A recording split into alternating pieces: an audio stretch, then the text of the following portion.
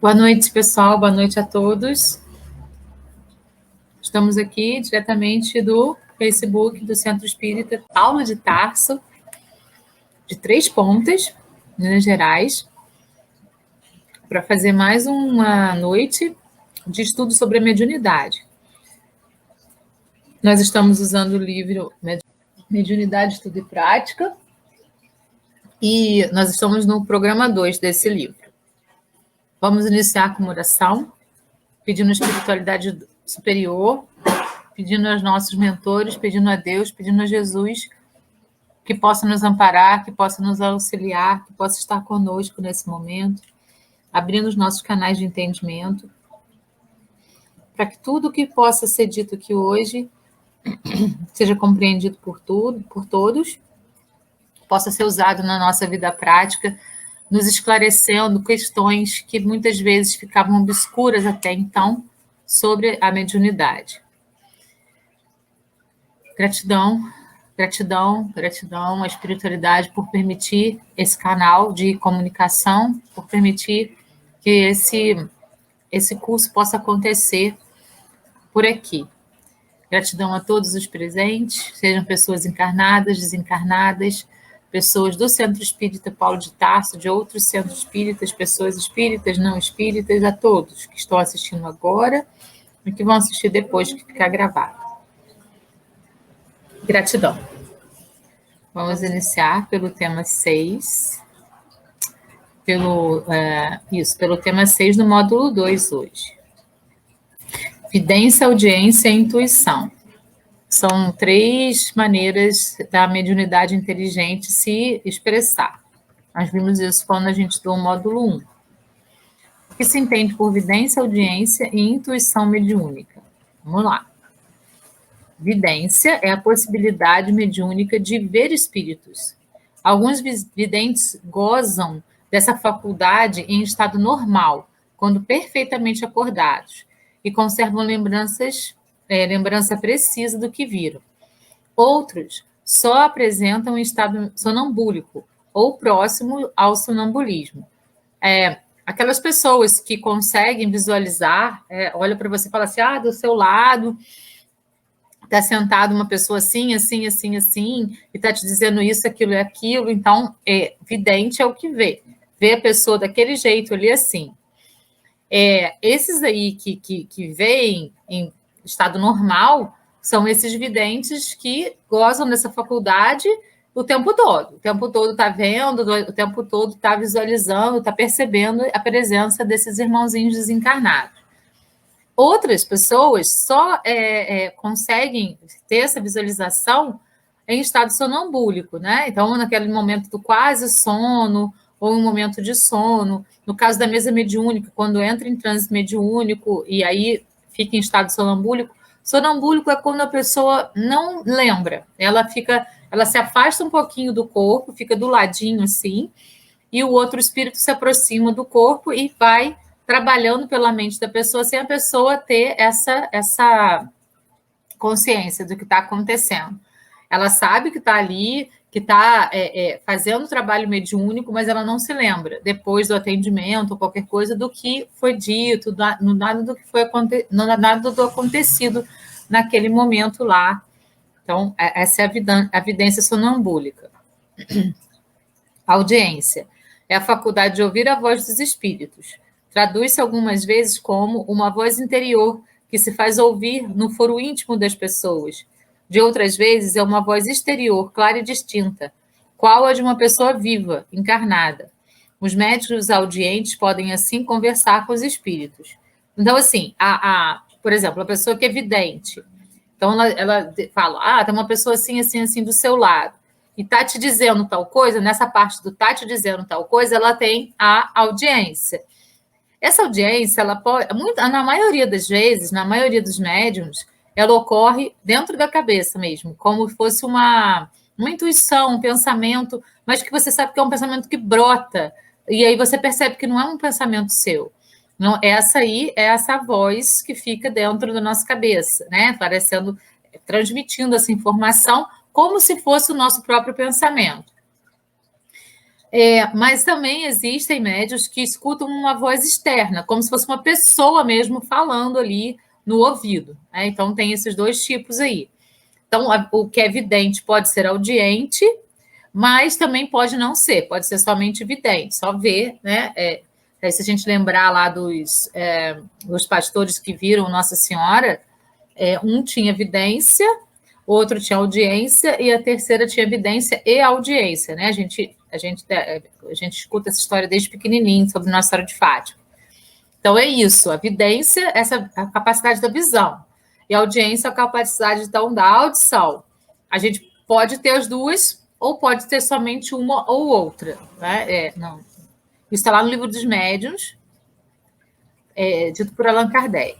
E a intuição é a faculdade de perceber, discernir ou pressentir coisas independentemente do raciocínio ou análise. Então, quando vem aquele pensamento repentino que te fala que algo vai acontecer, ou que te fala cuidado com essa pessoa, ou que te fala alguma coisa que você percebe que é alguma coisa exterior também, assim, que vem de fora, né? Conhecimento imediato de alguma coisa obtido por meio do entendimento sensível ou do intelectual. Conhecimento antecipado, caracterizado por um pressentimento ou por uma presciência, por uma presciência de algo que poderá acontecer. Conhecimento da essência das coisas, isto é, capacidade de enxergar além das aparências. Então, assim, a pessoa vê outra e consegue perceber as energias que essa outra pessoa está trazendo. Fala assim, essa pessoa não parece ser confiável. Claro que a gente não pode acreditar nessa primeira visão, né? A gente precisa confirmar, porque também pode ser, por exemplo, uma experiência de uma vida pregressa em que aquela pessoa era uma pessoa antipática a você. E nessa vida presente, vocês agora são amigos, porque vocês vieram para resolver isso. Então, às vezes, aquela sensação da pessoa não ser confiável pode ser uma lembrança e pode ser algo que possa ser resolvido nessa existência. Então, a gente tem que tomar muito cuidado com essa coisa de olhar para a pessoa e achar coisas, né? Porque pode ser somente um achismo, efetivamente, pode ser algo de vidas passadas, ou pode ser uma intuição, efetivamente, em que você está percebendo esse lado mais obscuro da pessoa, esse lado que não é bacana nela. Então, a gente precisa. É sempre na questão da observação. Nunca é assim, eu tenho isso, eu sou assim, eu descubro tudo. Não, sem as vaidades, mas com a observação. Você sempre pensa isso das pessoas? Sempre que você encontra com alguém, você acha aquela pessoa antipática? Você acha que as pessoas estão te perseguindo sempre? Isso pode ser, então, uma coisa sua que você tem que melhorar em você. Mas se hora uma pessoa chega, você sente uma energia boa, você consegue visualizar se você percebe algo de bom, se você percebe que é uma pessoa legal, aí se você percebe que é uma pessoa que está ali, que hora você consegue visualizar na pessoa uma coisa bacana, hora você percebe uma energia que não é tão bacana.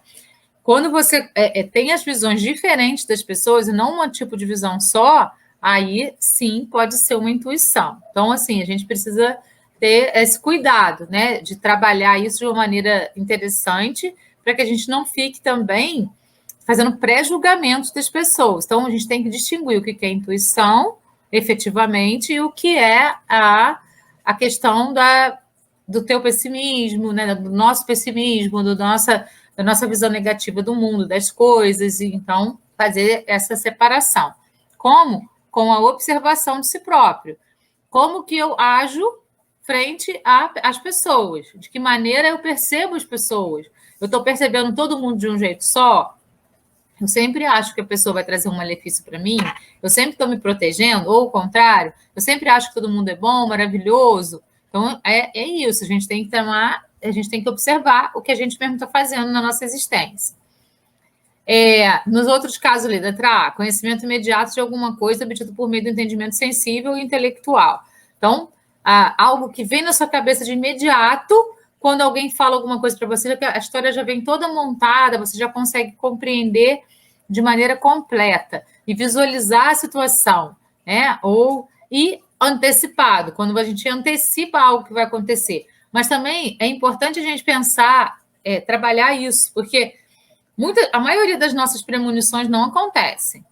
A gente pensa que, nossa, estou sentindo uma coisa ruim, vai acontecer uma coisa ruim. Geralmente isso pode ser outra coisa, pode ser obsessão. Então, com a intuição, a gente tem que tomar muito cuidado, assim como todos os outros tipos de mediunidade.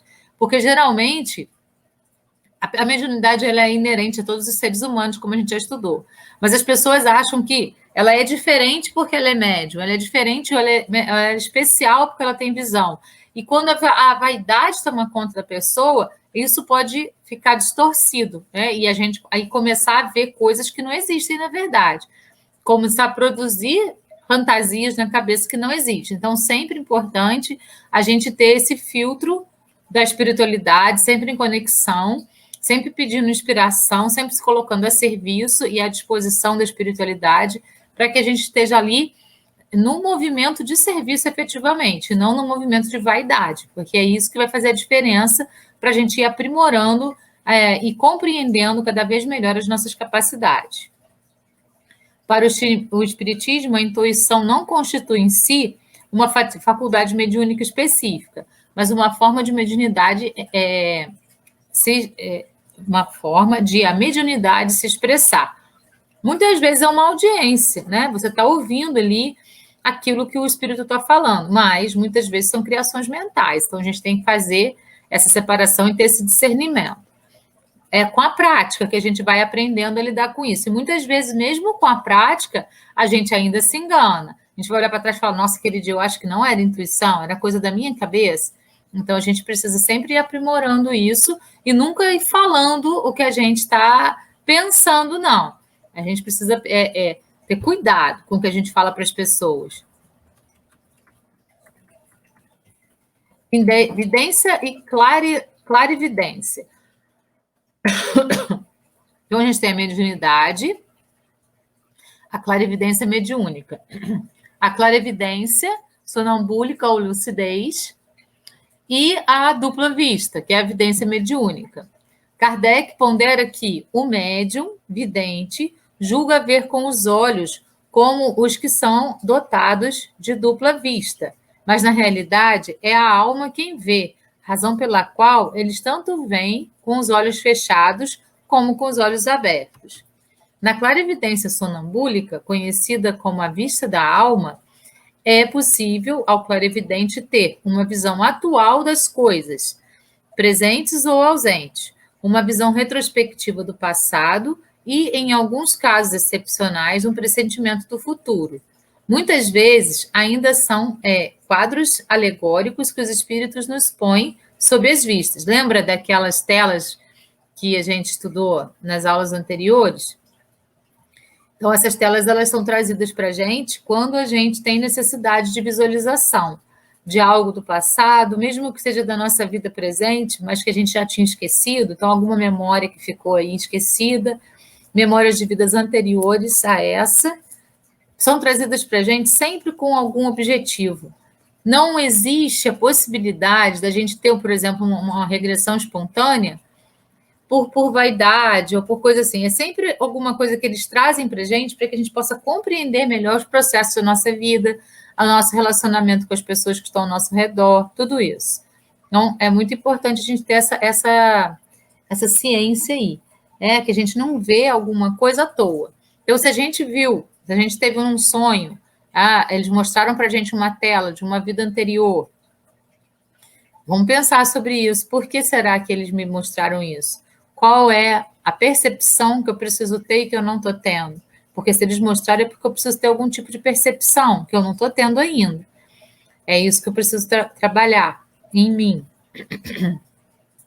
Se eu vejo alguma coisa para o futuro, que é uma possibilidade, porque o futuro não está estabelecido ainda.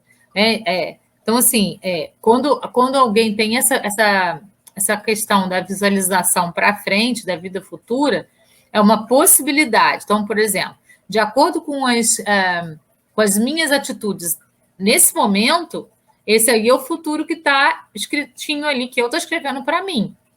Se eu mudar a minha atitude nesse momento, eu vou escrever diferente, eu vou apagar aquilo e escrever de um outro jeito, certo? É isso aí. Audiência, clareaudiência e pneumatofonia. A audiência, a mediunidade audiente pode se revelar com muita nitidez, a ponto de existirem médiuns que se habituam a comunicar-se com certos espíritos. Eles os reconhecem imediatamente como timbre de voz. Isso está lá em Obras Póstumas do Allan Kardec. Então, assim, parece que o espírito fala, né, com a gente, e ele ouve a voz daquela pessoa falando ali. Clara audiência. O médium escuta com muita nitidez o que o espírito lhe fala no momento da comunicação, ouve exatamente como se estivesse escutando uma pessoa encarnada. Pneumatofonia, também conhecida como fenômeno da voz direta. Trata-se de uma manifestação de efeitos físicos na qual os sons são materializados no ambiente físico, permitindo que qualquer pessoa presente no local os escute. A gente já estudou isso aí quando a gente foi falar sobre a formação da mesa mediúnica, né?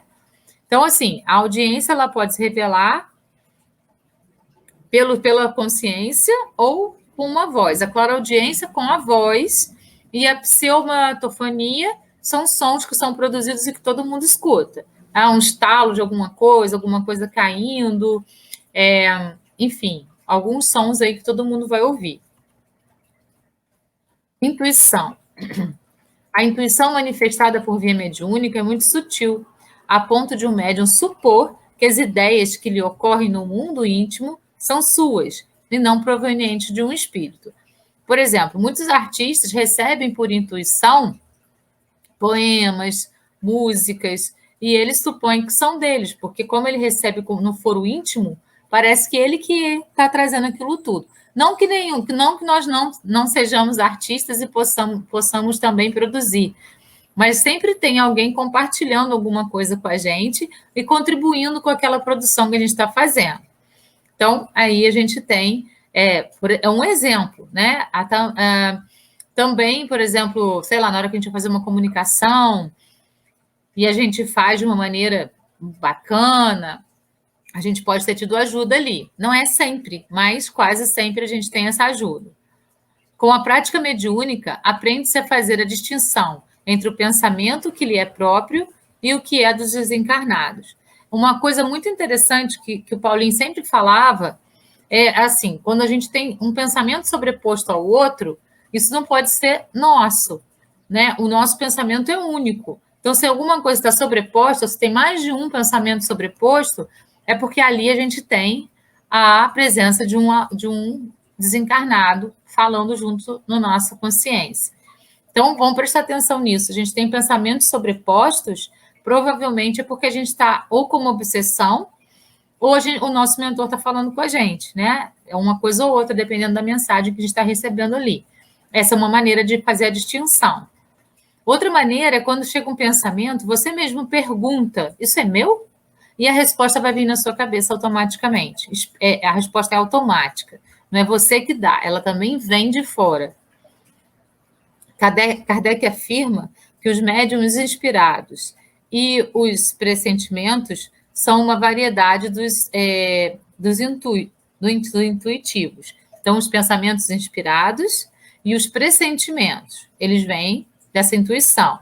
Intuição é a forma preferida de que os bons espíritos se utilizam para transmitir um conselho, sugestão ou alerta. Aí vamos lembrar a diferença. Quando é o nosso mentor, quando é um espírito superior, ele fala, dá aquela sugestão, e quem tem ouvidos para ouvir, ouve. Quem não tem, deixa passar. O obsessor fica repetindo aquela mesma informação até a gente captar e fazer. Ou a gente ignorar e ele ir embora. Também pode manifestar-se na forma de lembrança, seja para aprender, para atender o planejamento reencarnatório, ou até por um espírito obsessor. Então, pode vir através de uma lembrança também, de alguma coisa, para poder mostrar, né? Então, uma lembrança do passado, como eu falei, na época da nossa infância, uma lembrança de algum tempinho, para poder fazer aflorar alguma coisa em nós e a gente poder compreender aquele processo com maior precisão. Então, esse foi o tema 6 aí. Agora a gente vai para o tema 7. Pronto, esse é o tema 7. Manifestações mediúnicas incomuns de efeitos físicos. Lembra que a gente estudou no módulo, no programa 1, as manifestações de efeitos físicos e as manifestações de efeitos inteligentes? Então, as que a gente viu aí são de efeitos inteligentes. Agora, ele vai entrar em algumas manifestações incomuns de efeitos físicos.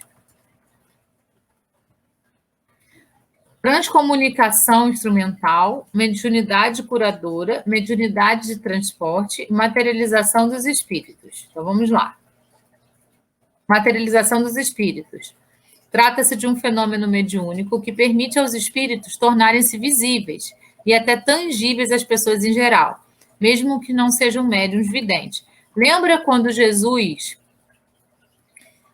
entre aspas, ressuscitou, porque o Espiritismo não acredita na ressurreição de Jesus?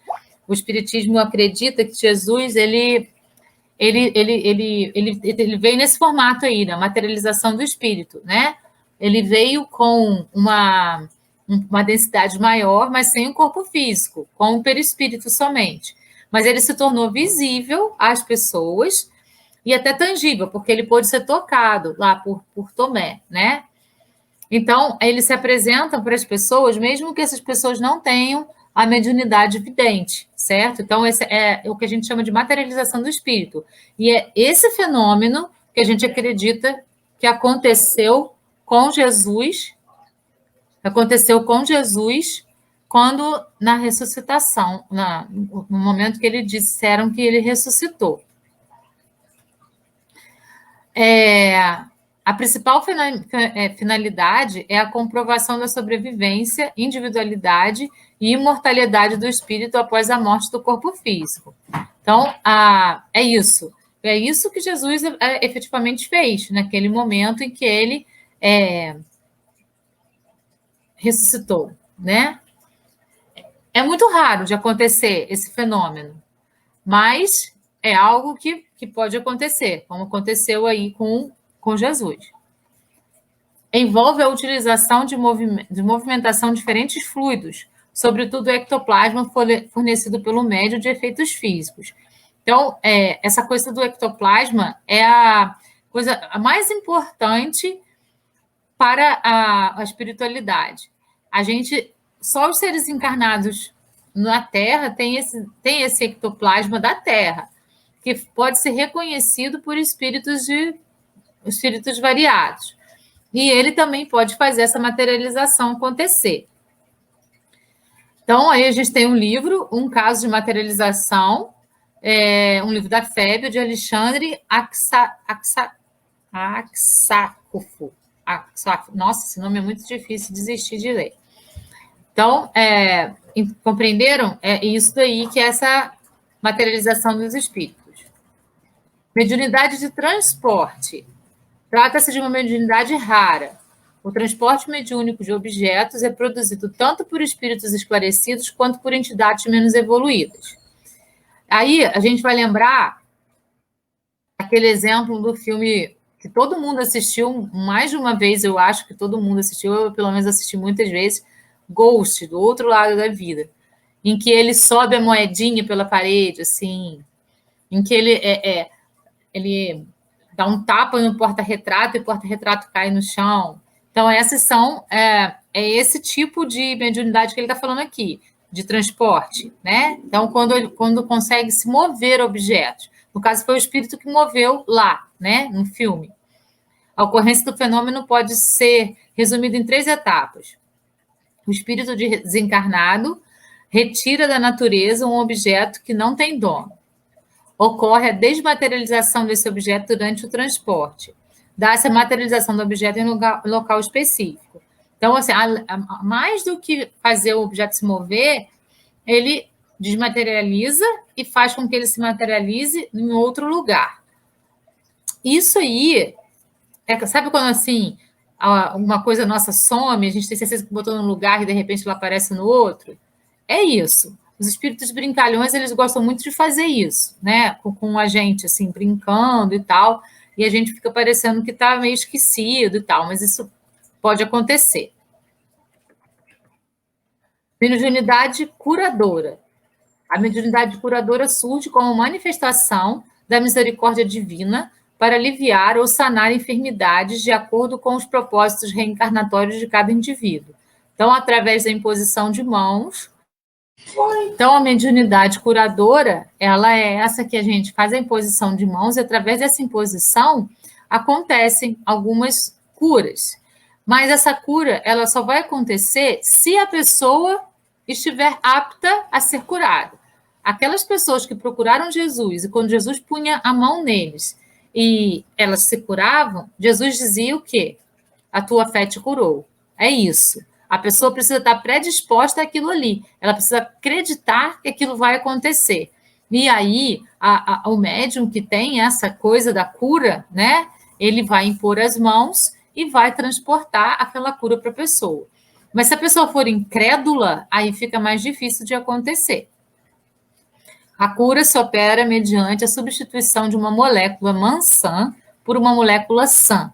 O poder curativo estará, pois, na razão direta da pureza da substância inoculada, mas depende também da energia da vontade do médium curador, está na Gênese.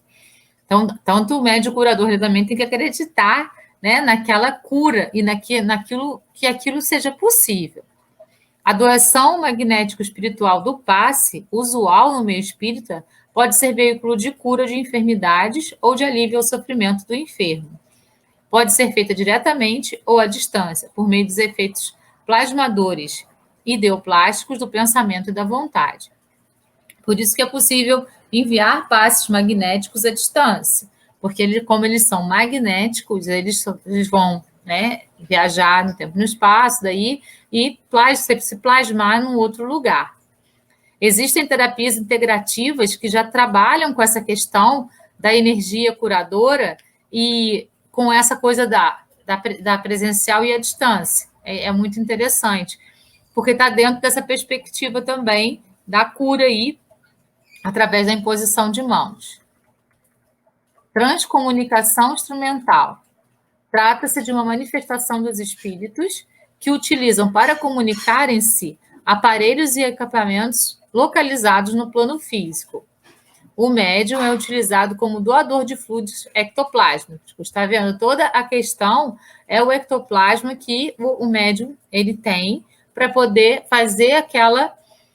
para que a espiritualidade superior faça a utilização desse ectoplasma para que as coisas possam ocorrer. Principalmente as coisas que precisam ser mais físicas.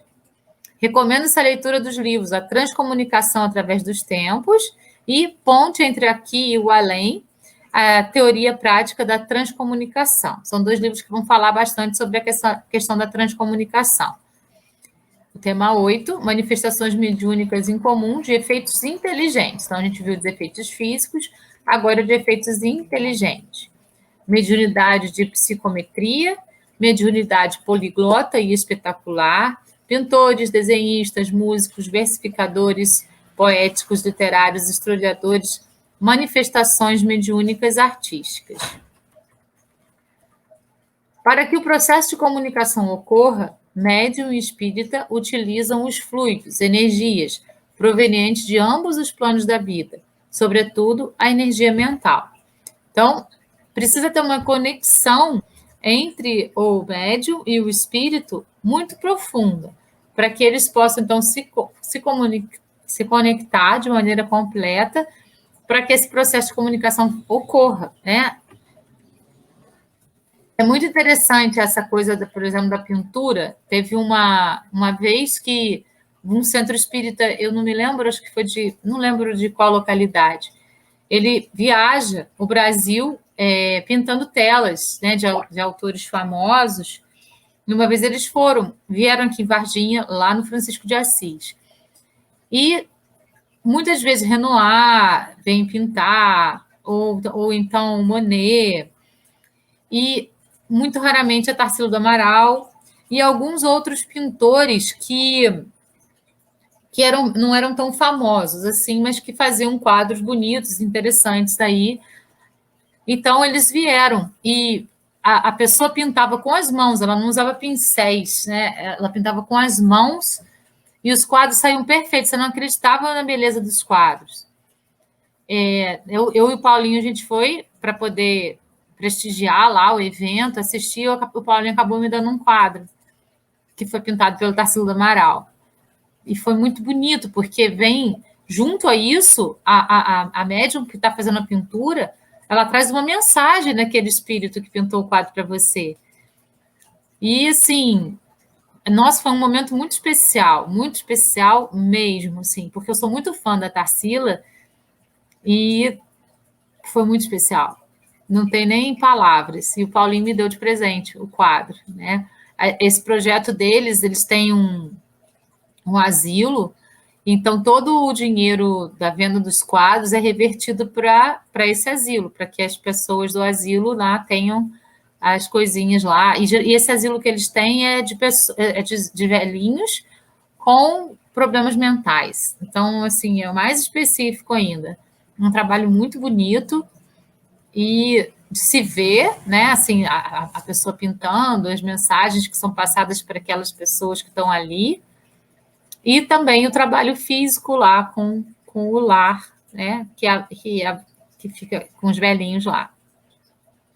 Então, lá na Gênese, Kardec diz assim para a gente: sendo os fluidos o veículo do pensamento, este atua sobre fluidos como o som sobre o ar. Eles nos trazem o pensamento, como o ar nos traz o som. Pode-se, pois, dizer, sem receio de errar, que há nesses fluidos ondas e raios de pensamento que se cruzam, sem se confundirem, como há no ar ondas e vibrações sonoras. Há mais. Criando imagens fluídicas, o pensamento se reflete no envoltório perispirítico, como num espelho. Toma nele corpo e aí, de certo modo, se fotografa. Manifestações mediúnicas artísticas. O artista se revela como a pessoa que tem habilidade para racionalizar o sentimento, a fim de que este possa ser contemplado e entendido por outra pessoa. Médios pintores ou desenhistas são os que pintam o desenho sob a influência dos espíritos, como aconteceu nesse dia lá. Médiuns músicos são os que executam, compõem ou escrevem músicas sob a influência dos espíritos. Veja Iole Catera, Itália, e Rosemary Brown, na Inglaterra. Médiuns versificadores são os que mais facilmente obtêm comunicação em versos.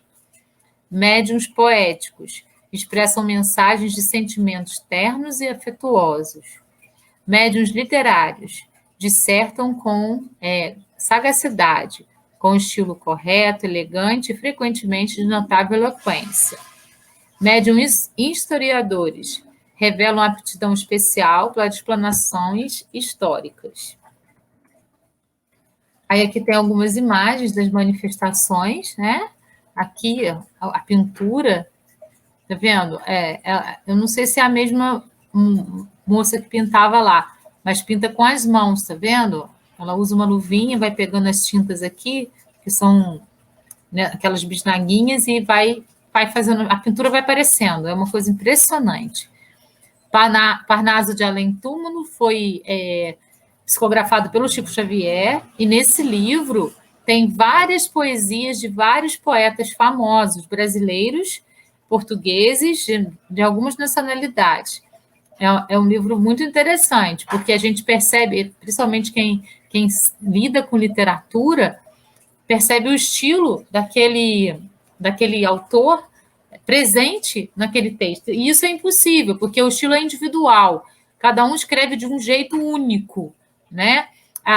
Ele pode fazer parte de um estilo literário que segue determinadas regras, mas a maneira de se expressar no texto, ela é única. E a gente percebe, então, o estilo daquele autor presente ali. Aqui, a cantora, né, que a gente falou, a mediunidade pela canção. Mediunidade poliglota e espetacular. Mediunidade poliglota também é conhecida como mediunidade de xenoglossia ou xenografia, termos propostos por Charles Robert Richard, 1850-1963, médico, fisiologista francês e estudioso dos fenômenos psíquicos. Seu principal valor é o de comprobatório da ação dos desencarnados, da sua imortalidade e sobrevivência em outro plano de vida. Em geral, quando ocorre, é dirigida a público não espírita. A xenografia é dita espetacular quando, além de ser escrita em língua estrangeira, só pode ser lida perante um espelho, porque traz a imagem invertida, como está aqui nessa psicografia, para a gente ter um exemplo aí. Psicometria registra a apreciação da atividade intelectual. Nos trabalhos mediúnicos, designa a faculdade de ler impressões e recordações ao contato de objetos comuns. O médium psicômetra tem rara faculdade de, tocando em determinados objetos, entrar em relação com pessoas e fatos ao mesmo ligados. Então, a pessoa toca num objeto que pertenceu a alguém e ela tem sensações daquela pessoa, lembranças daquela pessoa, e pode até ter a comunicação com aquela pessoa. Trata-se de uma faculdade anímica mediúnica, portanto, não exclusivamente mediúnica. A leitura psicométrica ocorre por duas vias: percepção dos fatos impressos na aura do objeto, relação telepática que o médium faz com a mente de quem possuiu o objeto, encarnado ou desencarnado. Assim, a gente termina o módulo 2. Semana que vem, a gente vai para o módulo 3. Trabalhar, então, aí o módulo 3 do programa 2. Vamos começar a estudar esse módulo, então. Muito obrigada pela presença de todos, obrigada pela participação de vocês, pela companhia de vocês toda semana. E até semana que vem. Gratidão a todos. Namastê. Beijo no coração. Até lá, então.